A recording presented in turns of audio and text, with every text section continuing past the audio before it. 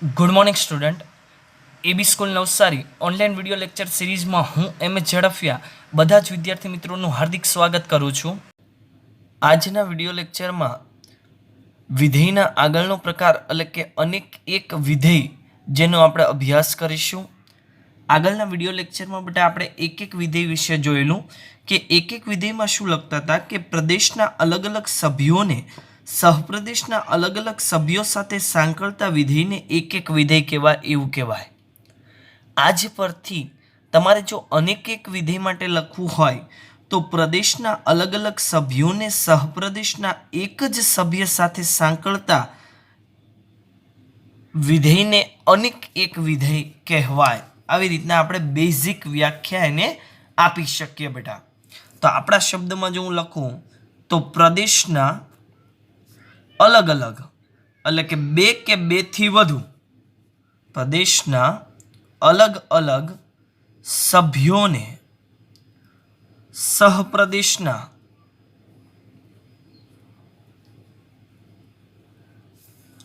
એક જ સભ્યો સાથે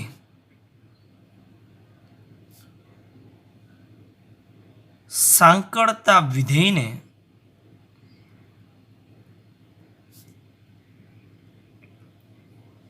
અનેક એક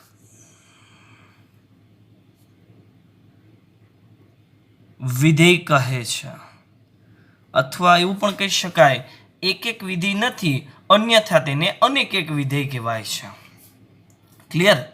ચાલો ફોર એક્ઝામ્પલ આગળ જે રીતના લખેલું આપણે કે ભાઈ f from x tends to y એક વિધેય છે જ્યાં એક્સ એનો પ્રદેશ છે અને વાય એનો સહપ્રદેશ છે।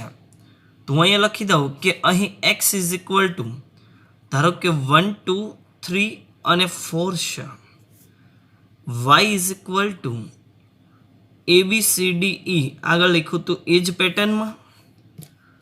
હવે બેટા વિધેય છે એના રિલેટેડ પ્રદેશ રિલેટેડ એના એરો ડાયાગ્રામનું એક રાઉન્ડ બનાવ્યું, સહપ્રદેશમાં બનાવ્યું। અહીં ઘટક લખી દઉં તો 1 2 3 અને 4 A B C D અને E વિધેય છે એક્સ ટેન્ડ્સ ટુ વાયનું, એક્સ ટેન્ડ્સ ટુ વાયનું વિધેય આ એક્સ અને આ વાય છે। હવે 1 છે 1 એ એની સાથે પ્રતિબિંબ બનાવે, 2 છે એ બીની સાથે પ્રતિબિંબ બનાવે, 3 છે 3 એ ડીની સાથે પ્રતિબિંબ બનાવે અને 4 છે એ પણ બેટા ડીની સાથે પ્રતિબિંબ બનાવે છે। તો અહીંયા તમે જોઈ શકો કે પ્રદેશના બેટા બે ઘટક એ સહપ્રદેશના એક જ ઘટક ડી સાથે પ્રતિબિંબ બનાવે છે। તો આવા વિધેયને શું કહેવાય? તો કે અનેક એક વિધેય કહેવાય। શું કહેવાય? અનેક એક વિધેય કહેવાય। તો અહીંયા ખાલી એટલું જ લખશું, આગળ લખતા હતા એ જ પેટર્નમાં કે ભાઈ એકનું પ્રતિબિંબ એ, બેનું પ્રતિબિંબ તો કે બી, ત્રણનું પ્રતિબિંબ તો કે ડી અને ચારનું પ્રતિબિંબ તો કે ડી। આ ડી અને ડી કોમન છે, બરાબર। અને વિધેયને જો લખવું હોય તો આવી રીતના લખાય એફ ફ્રોમ એક એ સાથે પ્રતિબિંબ બનાવે, 2 બી સાથે, 3 ડી સાથે અને 4 એ પણ ડી સાથે પ્રતિબિંબ બનાવે। તો અહીંયા બેટા લખી દઈએ કે તેથી એફની સાપેક્ષ પ્રદેશના બે ઘટક કયા કયા કે 3 અને 4 એ સહપ્રદેશના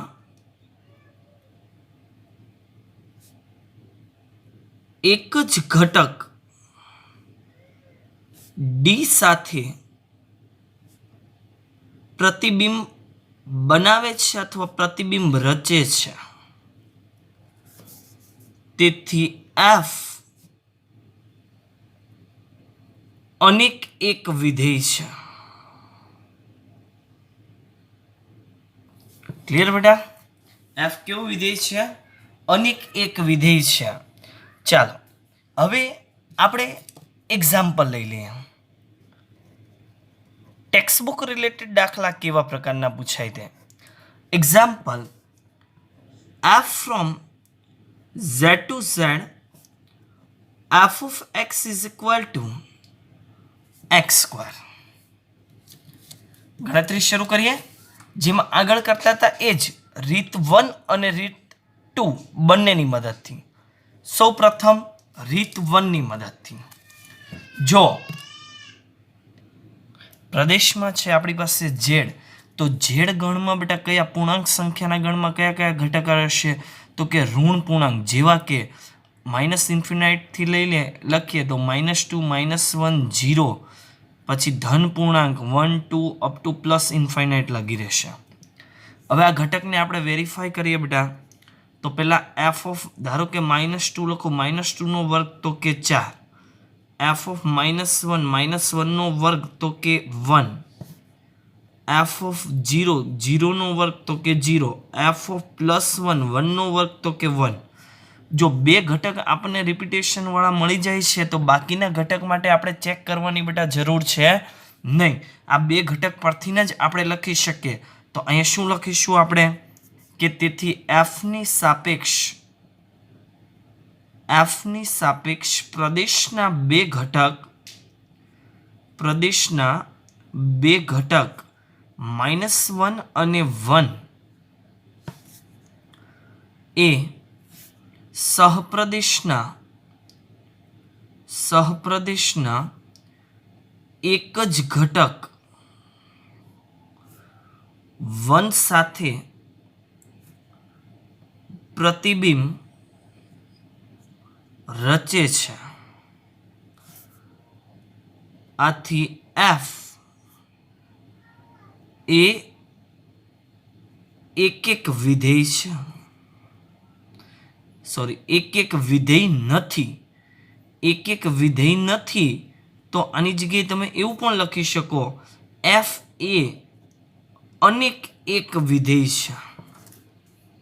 ક્લિયર? અનેક એક વિધેય છે. આ આપણો ફાઇનલ આન્સર હશે. નેક્સ્ટ આગળ જો બીજું ઉદાહરણ, આ જ ઉદાહરણ બીજી રીતે જોઈએ. આપણે ધારણા કરીશું, ધારો કે એવી કોઈ બે સંખ્યા છે, x1 અને x2 ઇઝ બિલોંગ્સ ટુ એનો પ્રદેશ એટલે કે z. અહીંયા f of x1 is equal two f of x2 single implies. આ મેથડ આપણી કોમન હતી તે લખી દીધી. આના પરથી વિધેયમાં કિંમત મૂકો તો x1 નો વર્ગ બરાબર x2 નો વર્ગ. જો વર્ગ બંને બાજુ કેન્સલ કરો તો સામેની કિંમત પ્લસ ઓર માઇનસ થાય. શું કામ? કેમ કે એનો પ્રદેશ છે એ બેટા z છે એટલા માટે. તો આપણે તો x1 બરાબર x2 જ બનવું જોઈએ, તો જ એને આપણે એક વિધેય કહેવાય. તો આને બેટા આપણે શું લખીશું? કેવું વિધેય છે? અનેક એક વિધેય છે. તો અહીંયા લખી દેવાય કે તેથી એફની સાપેક્ષ પ્રદેશના અલગ અલગ ઘટક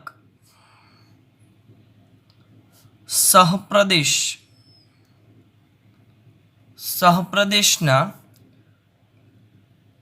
એક જ ઘટક સાથે પ્રતિબિંબ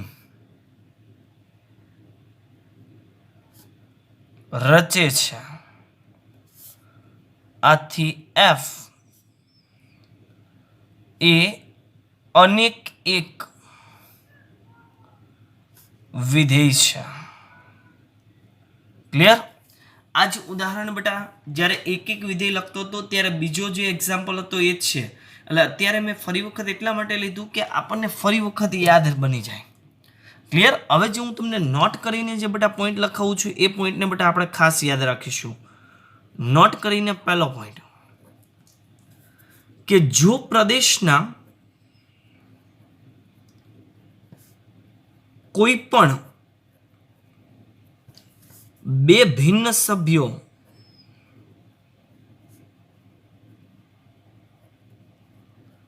ના પ્રતિબિંબ સમાન મળે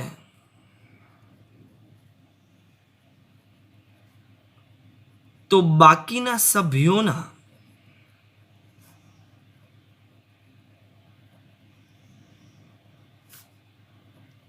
પ્રતિબિંબ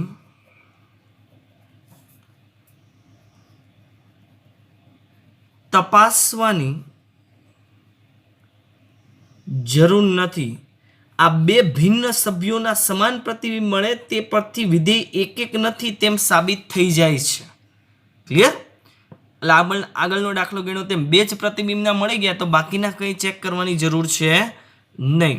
2 નંબરનો પોઈન્ટ કે પ્રદેશ અનંત ગણ હોય, પ્રદેશ અનંત ગણ હોય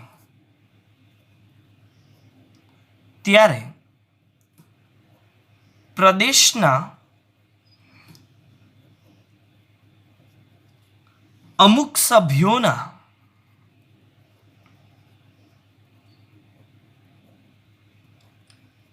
પ્રતિબિંબ શોધીને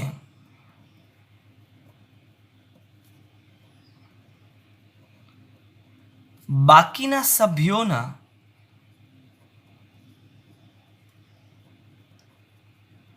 પ્રતિબિંબ માટે અનુમાન કરીને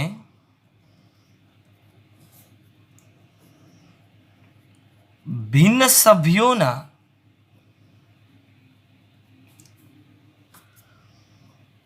પ્રતિબિંબ ભિન્ન છે તેવું કહી શકાય નહીં. બરાબર? કે પ્રદેશ જ્યારે આપણી પાસે કોઈ બેટા અનંત ગણ આવે એટલે મીન્સ કે આર થી આરના ગણ છે તો એમાં પોઈન્ટવાળી જે કિંમત આવે છે એની મદદથી પ્રદેશના અમુક સભ્યોના પ્રતિબિંબ શોધીને બાકીના સભ્યોના પ્રતિબિંબ માટે અનુમાન કરીને ભિન્ન સભ્યોના પ્રતિબિંબ ભિન્ન છે એવું આપણે લખી શકીએ નહીં. તો આના માટે શું કરવું? તો કે જ્યારે આવો ગણ આવે ત્યારે આ રીત 2 છે એ આપણી ચોક્કસ રીત બનશે. એટલે કોઈ ઘટકને આપણે ચેક ન કર્યો અને વ્યાખ્યા મુજબ આપણે સાબિતી મેળવી દીધી. એટલા માટે બેટા તમને હું રીત 2 અને રીત 1 બંને ચેક કરાવું છું કે જો કોઈ ગણ તમારે n અથવા z હોય તો આપણને મૌખિક ખ્યાલ આવી જાય. પણ જો ગણ આપણી પાસે બેટા r આવે છે તો આરમાં પોઈન્ટવાળી કિંમત આવે છે તો પોઈન્ટવાળી કિંમત રિલેટેડ આપણે ડાયરેક્ટ ન કહી શકીએ તો મેથડ 2 છે 2 એને એક્સપ્લેન કરવા માટે આપણને ઇઝી બનશે. ક્લિયર? નેક્સ્ટ બેટા ત્રીજો ટોપિક જોઈએ વિધેયોના પ્રકારમાં કે વ્યાપ્ત વિધેય. હવે આ જે વિધેયનો પ્રકાર છે આમાં શબ્દ પરથી આપણને ખ્યાલ ન આવ્યો કે વ્યાપ્ત વિધેય એટલે શું.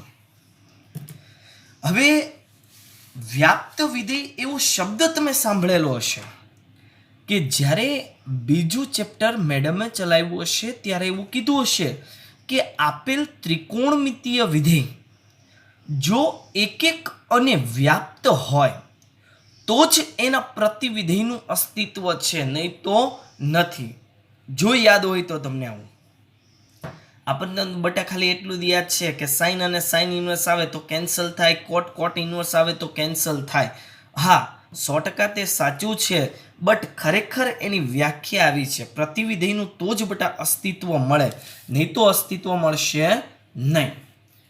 હવે વ્યાપ્ત વિધેય માટે પહેલા હું ટેક્સ્ટ બુકની વ્યાખ્યા રિલેટેડ લખી દઉં કે ધારો કે f from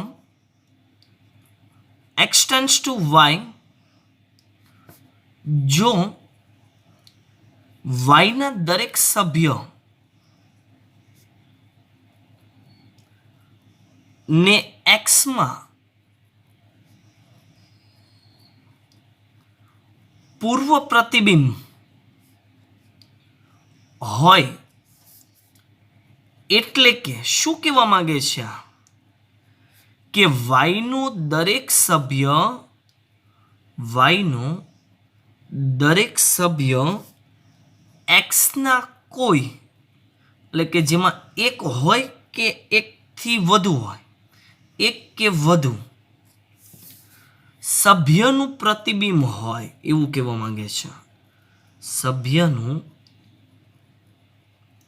પ્રતિબિંબ હોય એટલે કે સહપ્રદેશના ઘટક છે, સહપ્રદેશના ઘટક એ પ્રદેશના કોઈ ઘટક સાથે પૂર્વ પ્રતિબિંબ બનાવતો હોવો જોઈએ. આપણે એક અને અનેકમાં શું જોયું કે પ્રદેશનો કોઈ ઘટક એ સહપ્રદેશ સાથે પ્રતિબિંબ બનાવતો જોઈએ, ત્યારે વ્યાપ્તમાં એનાથી ઉલટું હોય, સહપ્રદેશ એ પ્રદેશ સાથે પૂર્વ પ્રતિબિંબ બનાવતો હોવો જોઈએ, તો તેને વ્યાપ્ત વિધેય કહેવાય. હજી હું આના પરથી લખી દઉં, એટલે કે દરેક y બિલોંગ્સ ટુ સહપ્રદેશ કેપિટલ Y માટે x belongs to capital X મળે કે જેથી f of x is equal to y થાય. ઓકે, તો તેને વ્યાપ્ત વિધેય કહે છે.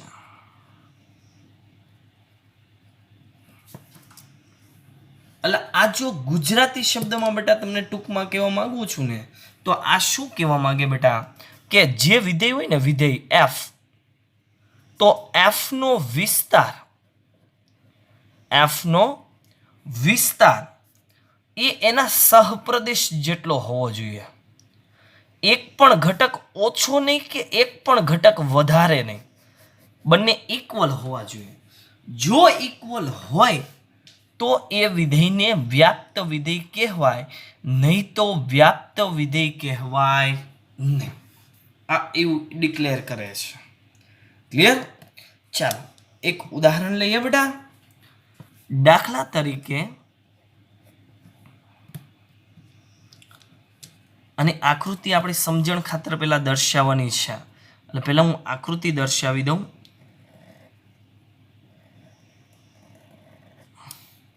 આ છે x, આ છે y, અને વિધેય છે આપણી પાસે x થી y આ પ્રકારનું.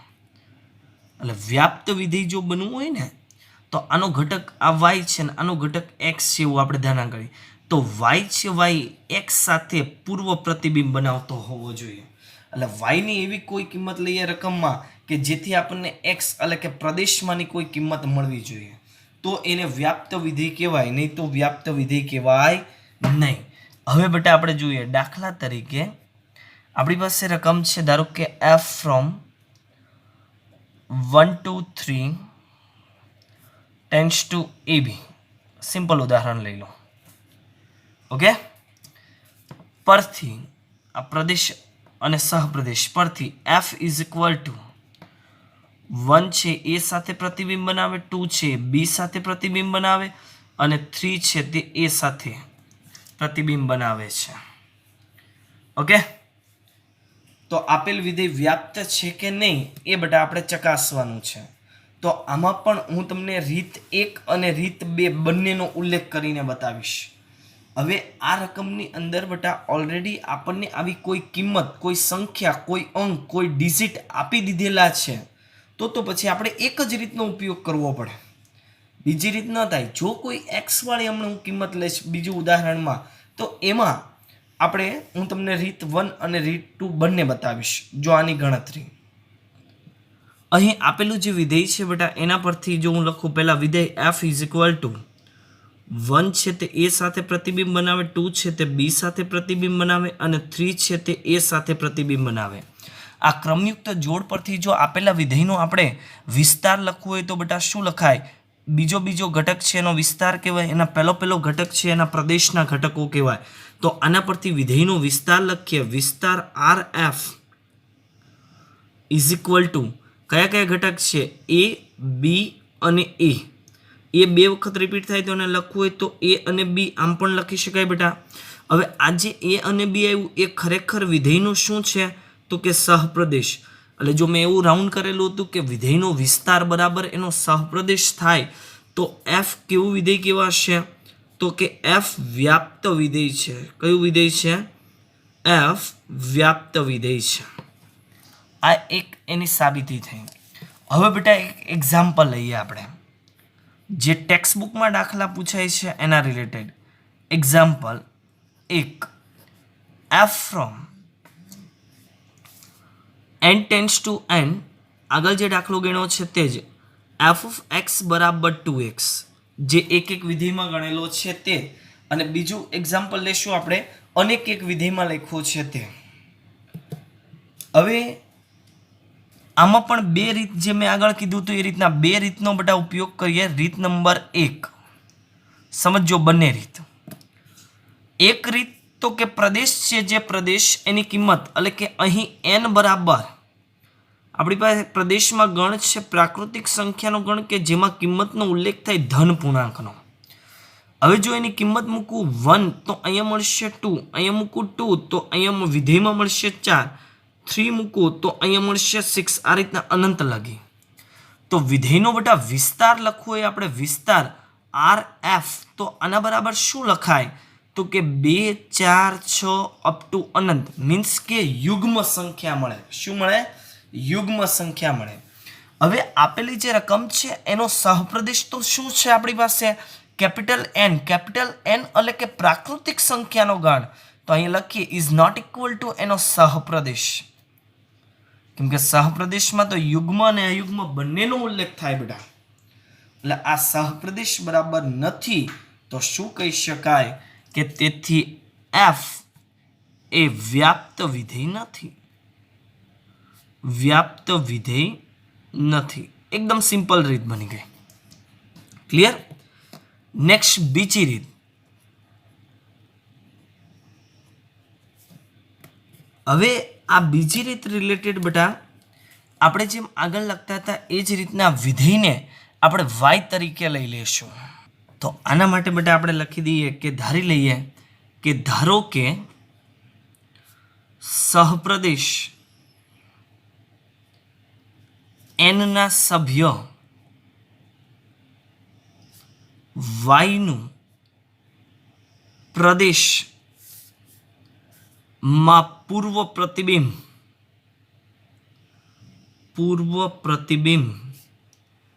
x છે. તેથી f of x is equal to y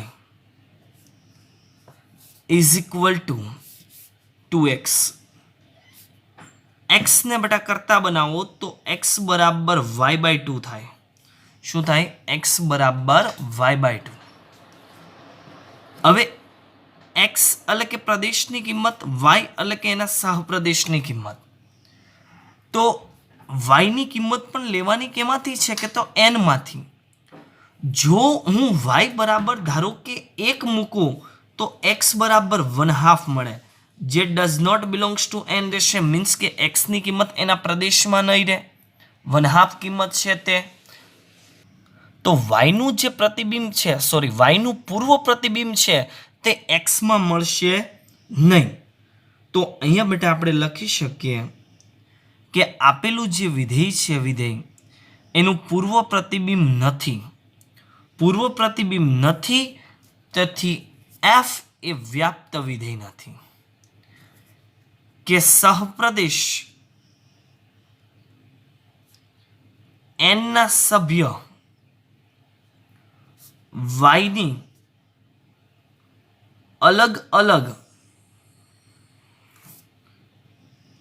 કિંમત લેતા પ્રદેશમાં પૂર્વ પ્રતિબિંબ નથી. આથી f વ્યાપ્ત વિધેય નથી. આગળના દાખલાની જેમ જ આમાં બે રીત મેં સમજાવી. એક રીત તો આપણે જે આગળ કિંમત મૂકતા હતા એક એકમાં એ જ પેટર્નમાં છે. આના પરથી આપણે ડાયરેક્ટ એક એક લખતા હતા, આમાં એના પરથી વિસ્તાર લખવાનો રહેશે. વિસ્તાર ઇઝ નોટ ઇક્વલ ટુ એનો સહપ્રદેશ તો વ્યાપ્ત વિધેય નથી. અને બીજું કે આપણે ધારણા કરી લેશું કે સહપ્રદેશ n ના, અહીંયા n છે તો n, r હોય તો r, z હોય તો z ના સભ્ય y નું પ્રદેશમાં પૂર્વ પ્રતિબિંબ x છે એવું આપણે ધારણા કરી દીધી. એટલે વિદ્યાર્થી મિત્રો f of x is equal to y is equal to 2x. x ને કરતા બનાવવાના તો y by 2 મેળવ્યું. y ની કિંમત એ લેવાની તો કેમાંથી છે? n માં. આપણી સમજણ ખાતર દર્શાવવું તો આપેલી જે રકમ છે બેટા એ આપેલી રકમ આગળની એરો ડાયાગ્રામ આકૃતિ પરથી આવી રીતના છે. જો અહીંયા છે એક્સ, અહીંયા છે વાય. આ આપણો પ્રદેશ એન, આ આપણો સહપ્રદેશ એન, આ છે આપણું વિધેય. હવે જો વ્યાપ્ત બનવું હોય, જો આવું બનવું જોઈએ, એટલે વાયની કિંમત લેવાની એનમાંથી, આમાં મૂકવાની, એક્સની કિંમત મળવી કેમાંથી જોવે? એનમાંથી મળવી જોઈએ. જો આવું થાય તો વિદ્યાર્થી મિત્રો એનું પૂર્વ પ્રતિબિંબ મળે છે તેમ કહેવાય, બાકી પૂર્વ પ્રતિબિંબ નથી. જો આપણે એક કિંમતથી ને ચેક કરી દીધી તો બાકીની ચેક કરવાની જરૂર નથી. આથી એફ એ વ્યાપ્ત વિધેય નથી. આપણે એવું લખી શકીએ. જો બેટા second example, F from Z to Z F of x is equal to x square. ચાલો પહેલી રીતથી બેટા ગણતરી કરીએ તો અહીંયા પ્રદેશમાં છે ઝેડ, ઝેડ પૂર્ણાંક સંખ્યાનો ગણ, તો એમાં રહેશે ઋણ પૂર્ણાંક, 0 અને ધન પૂર્ણાંક. આપણે એપ્રોક્સિમેટ એટલા પૂર્ણાંક લઈ લીધા. હવે એફ ઓફ -2 મૂકવું તો -2 વર્ગ એટલે કે 4. એફ ઓફ -1 મૂકવું તો એનો વર્ગ તો કે 1. એફ ઓફ 0 વર્ગ તો કે 0. એફ ઓફ 1 તો કે 1 વર્ગ 1. મીન્સ કે બેટા આ જે કિંમત મળશે એમાં કોઈ નેગેટિવ તો મળશે જ નહીં. શું કામ? કેમ કે અહીંયા વર્ગ છે, વર્ગ એટલે 0 મળે કે તો 0 કરતાં મોટી કિંમત મળવાની છે. તો આનો જો બેટા હું વિસ્તાર લખીશ, વિસ્તાર, તો વિસ્તાર આર એફ બરાબર શું લખાશે? 0, 1, 4, 9, 16 આવી રીતના જ કિંમત મળશે મને. એટલે આ જો એના સહપ્રદેશ સાથે સરખાવું તો એનો સહપ્રદેશ તો ઝેડ છે. ઝેડમાં તો પહેલાં તો ઋણ પૂર્ણાંક આવે, આમાં તો છે જ નહીં, એટલે ઇઝ નોટ ઇક્વલ ટુ એનો સહપ્રદેશ ઝેડ. તેથી એફ એ વ્યાપ્ત વિધેય નથી. એકદમ સરળ રીત બની. પણ આવી રીત બેટા જ્યારે આરની કોઈ કિંમત આવતી હશે ત્યારે તમારે ખાસ ધ્યાન રાખવું પડશે.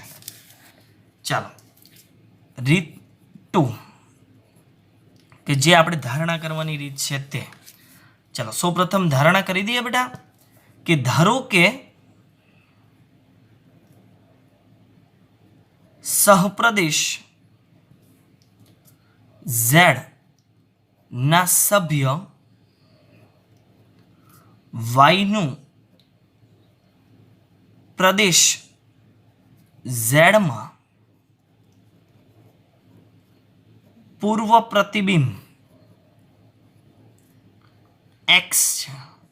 આવી આપણે ધારણા કરી દીધી કે તેથી f of x is equal to y is equal to x square.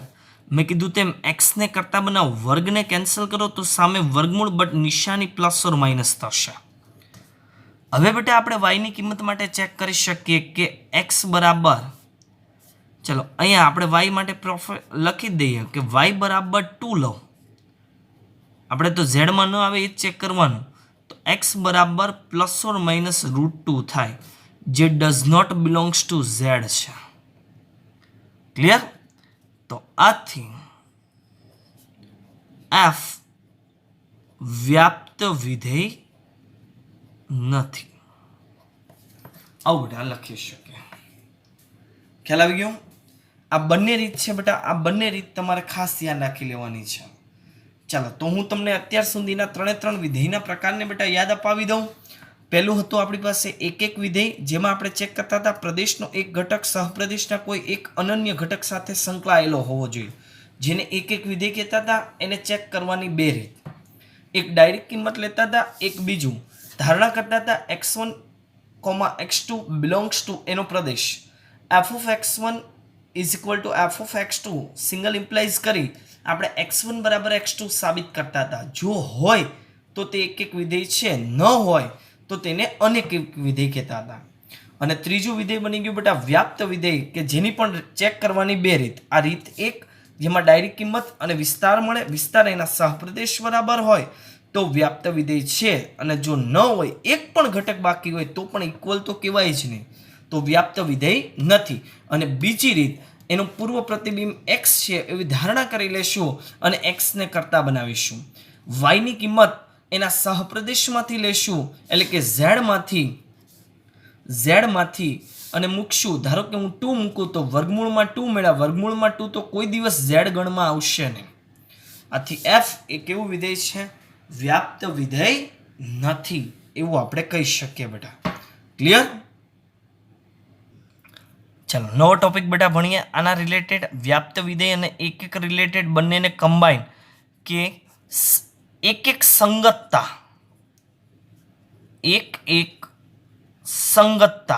કેમ કે થિયરીમાં આવો પણ તમને શબ્દ બેટા પૂછશે એક એક સંગતતા છે કે નહીં ચકાસો તો આના માટે જો બેટા આપણે લખીએ જો f from x tends to y એક એક અને વ્યાપ્ત બંને વિધેય હોય તો અને તો જ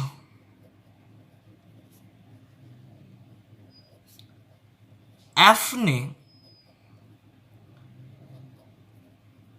એક એક સંગતતા કહે છે આગળ ચેક કર્યું એ જ બંને કરવાનું છે જો આપેલું વિધેય છે તે બેટા એક એક અને વ્યાપ્ત બંને વિધેય હોવું જોઈએ તો તેને શું કહેવાય એક એક સંગતતા છે તેમ કહી શકાય ક્લિયર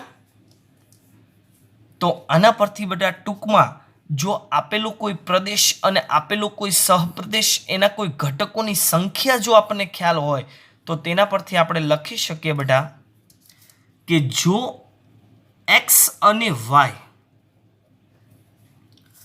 શાંત ગણ હોય અને શાંત એટલે એના સભ્યોની સંખ્યા ગણી શકાય f from x tends to y એક એક અને વ્યાપ્ત હોય એક એક અને વ્યાપ્ત હોય એટલે કે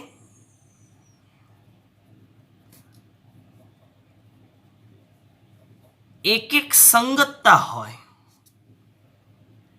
એટલે કે એક એક સંગતતા હોય તો n of x is equal to n of y થાય એમસીક્યુ માટે બહુ જ મહત્વનો પોઈન્ટ છે બેટા કે જો આપેલું વિધેય એક એક સંગતતા ધરાવતું હોય તો તેના પ્રદેશના ઘટકોની સંખ્યા અને તેના સહપ્રદેશના ઘટકોની સંખ્યા હંમેશા ઇક્વલ જ હોય આ ખાસ બેટા ધ્યાન રાખી રહેવાનું છે આના પરથી હું તમને યાદ રાખો કરીને ટૂંકમાં આ ઘટકોની સંખ્યા પરથી એક એક અનેક એક વ્યાપ્ત રિલેટેડ હું તમને 3 પોઈન્ટ લખાવું છું યાદ રાખો ચાલો એમાંનો બેટા પહેલો પોઈન્ટ જે એમસીક્યુમાં પૂછાશે ખાસ ધ્યાન રાખશો તો દાખલો ગણવાની જરૂર જ ન પડે મૌખિક આપણને ખ્યાલ આવી જાય જો f from x tends to y એક એક વિધેય હોય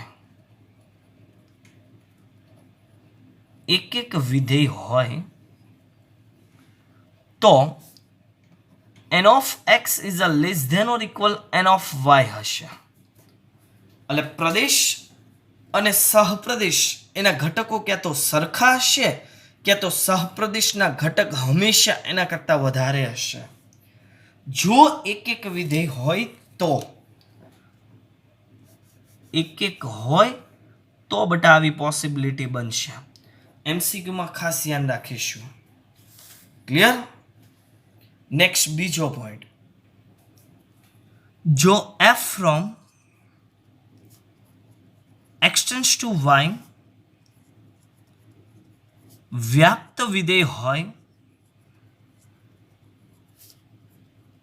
તો n of x is always greater than or equal n of y બનશે વ્યાપ્ત વિધેય હોય ત્યારે અને એક એક હોય તો લેસ ધેન અને 3 નંબરનો પોઈન્ટ આગળ લખી દીધો તે પણ યાદ રાખવામાં ત્રણે એક સાથે આપણે યાદ રાખીશું જો f from x tends to y એક એક સંગતતા હોય એક એક સંગતતા હોય તો એના પ્રદેશ અને એના સહપ્રદેશના ઘટકોની સંખ્યા હંમેશા એક સરખી જ હોય આ બધા ખાસ 3 પોઈન્ટ યાદ રાખવાના તમારે યાદ કઈ રીતના રાખવાનું એક એક તો લેસ ધેન ઓર ઇક્વલ વ્યાપ્ત તો કે ગ્રેટર ધેન ઓર ઇક્વલ અને એક એક સંગતતા તો કે વચ્ચે ઇક્વલ રહેશે સરખું હશે એમસીક્યુ રિલેટેડ 3 પોઈન્ટ છે આ બધા ખાસ આપણે યાદ રાખી લેશું ક્લિયર?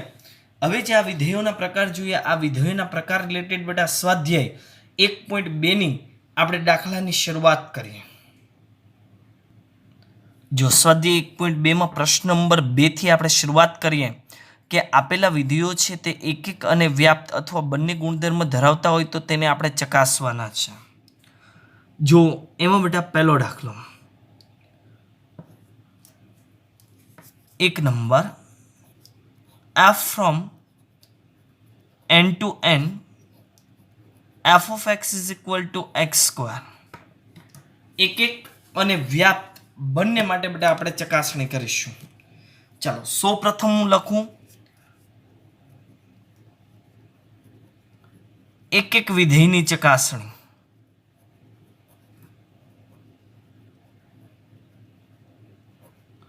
આપેલો જે ગણ છે પ્રાકૃતિક સંખ્યાનો ગણ તે અનંત લગી જ વિસ્તરેલો છે. તો આપણે રીત 1 અને રીત 2 બંને આમાં હું દર્શાવું છું. તમારે એક્ઝામમાં કોઈ પણ એક જ લખવાની છે. રીત 1 માં પેલા n એનો પ્રદેશ છે, પ્રદેશ એના બધા આપણે ઘટકો લખી દઈએ મૌખિક કે n બરાબર 1 2 3 અપ ટુ અનંત લગી છે. ચાલો પહેલા હું 1 મૂકું તો f ઓફ 1 બરાબર 1 નો વર્ગ, f ઓફ 2 એટલે કે 2 નો વર્ગ એટલે કે 4. નેક્સ્ટ f ઓફ 3 મૂકું તો કે 3 નો વર્ગ એટલે કે 9. આ રીતના અનંત સુધી ચાલે. તમે જોઈ શકો છો બેટા અહીંયા કે કોઈ પ્રદેશનો એક ઘટક એ સહપ્રદેશના એક જ ઘટક સાથે સંકળાય, એક કરતાં વધારે ઘટક સાથે સંકળાતો નથી. તો અહીંયા શું લખી શકીએ? તેથી f ની સાપેક્ષ પ્રદેશ ના અલગ અલગ ઘટક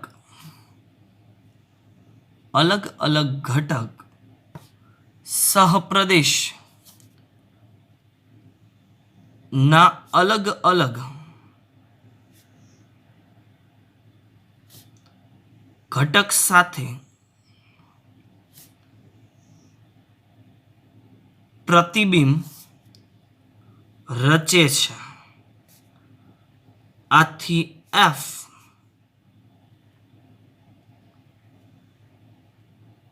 એક વિધેય છે. ક્લિયર? ચાલો બીજી રીતે બેટા ગણતરી કરવી હોય તો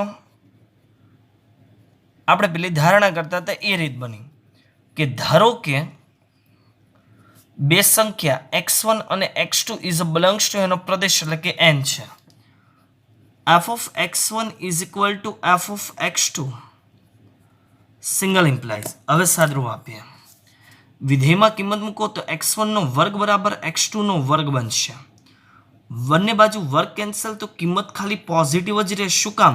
કેમ કે એનો પ્રદેશ બેટા n છે, n તો n માં પોઝિટિવ જ રહેવાનું. x1 બરાબર શું બનવાનું છે? x2 જ બનવાનું છે. તો આથી આપણે જે ઉપરની થિયોરિટિકલ જે લાઈન લખી છે એ અહીંયા કોમન લખશું અહીંયા અને નીચે લખી દઈશું કે આથી f એક વિધેય છે. જો અહીંયા n ની જગ્યાએ z અથવા r હોત તો અહીંયા પ્લસ ઓર માઇનસ લખાત તો એક વિધેય ન બને, અનેક એક વિધેય બને. ક્લિયર? આ થયું એક વિધેયની ચકાસણી. હવે બેટા વ્યાપ્ત વિધેયની ચકાસણી. વ્યાપ્ત વિધેયની ચકાસણી એમાં પણ હું બંને જ રીતનો ઉપયોગ કરીશ. પહેલી રીત નંબર 1 જે વિસ્તાર રિલેટેડ આપણે લખતા હતા તે. હવે અહીંયા આખી રીત બેટા ગણવાની જરૂર નહીં પડે વ્યાપ્ત વિધેયમાં. શું કામ? તો હું અહીંયા લખી દઉં કે f નો વિસ્તાર એટલે કે રેન્જ ઓફ ફંક્શન rf બરાબર, જો અહીંયા ઓલરેડી ગણતરી કરેલી જ છે એટલે કે 1 4 9 અપ ટુ અનંત આવી રીતના બને. ક્લિયર? એટલે આ જે છે એનો સહપ્રદેશ કયો? તો કે એનો સહપ્રદેશ n છે, પ્રાકૃતિક સંખ્યાનો ગણ કે જેમાં 1 પછી 2 આવે. આમાં 2 નો ઉલ્લેખ નથી એટલે બંને ઇક્વલ નથી. તો અહીંયા બેટા શું લખી દેવાય કે તેથી f વ્યાપ્ત વિધેય નથી. એક વિધેય છે, વ્યાપ્ત વિધેય નથી, એવું લખી શકીએ આપણે. ક્લિયર? ચાલો બીજી રીતે હું ચકાસણી કરું. ધારણા કરીએ કે ધારો કે સહપ્રદેશ n ના સભ્ય y પ્રદેશ એનમાં અથવા ખાલી પ્રદેશમાં પૂર્વ પ્રતિબિંબ એક્સ છે, આપણે એવી ધારણા કરી કે તેથી f of x is equal to y is equal to x square થાય. હવે વિદ્યાર્થી મિત્રો આપેલી રકમમાં સાદરૂપ આપી આપણે એક્સને બધા કરતા બનાવવાના રહેશે. એક્સને કરતા બનાવું તો વર્ગને કેન્સલ કરું તો વર્ગમૂળ સામે નિશાની પ્લસ ઓર માઇનસ, પણ આપણે નિશાની ખાલી પ્લસ જ લખાય. શું કામ? કેમ કે માઇનસ તો કોઈ દિવસ એનમાં આવવાના નથી, એટલા માટે. ક્લિયર? અહીંયા ઓલરેડી તમારે લખવું હોય તો તમે લખી શકો બેટા x y is a belongs to n છે પક્ષની કન્ડિશન પરથી. હવે અહીંયા જે સમીકરણ છે એમાં લખીએ કે અહીં જો y બરાબર 2 લખું, y બરાબર 2 તો x બરાબર √2 does not belongs to n થાય.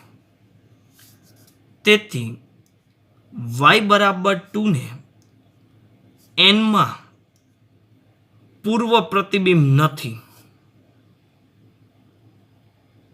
પૂર્વ પ્રતિબિંબ નથી, તેથી f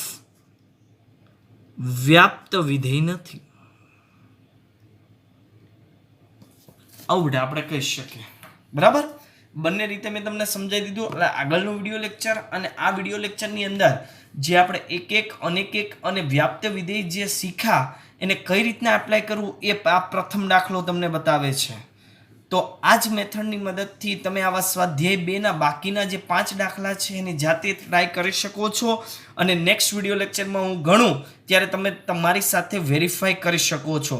આશા રાખું છું કે ઘણા બધા વિદ્યાર્થીઓ હવે બધા પોતાની જાતે ટ્રાય કરશે અને આન્સર મેળવશે.